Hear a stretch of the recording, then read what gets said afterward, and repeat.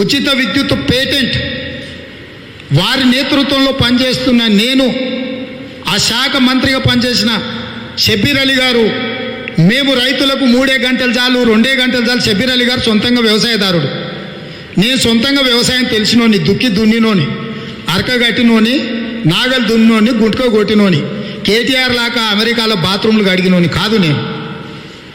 వ్యవసాయం అంటే ఏంది, రైతు కష్టం అంటే ఏంది, రైతుకు నష్టమేంది, ఈ రైతు కష్టాలను నష్టాలను పోగొట్టాలంటే ఏ విధంగా రైతులను ఆదుకోవాలని సంపూర్ణమైన అవగాహన ఉన్న రైతు బిడ్డను నేను పాస్పోర్ట్ బ్రోకర్లోడి బిడ్డను కాదు, నేను దళారి కొడుకును కాదు, నేను అమెరికాలో బాత్రూమ్లు కడిగొచ్చినోని కాదు.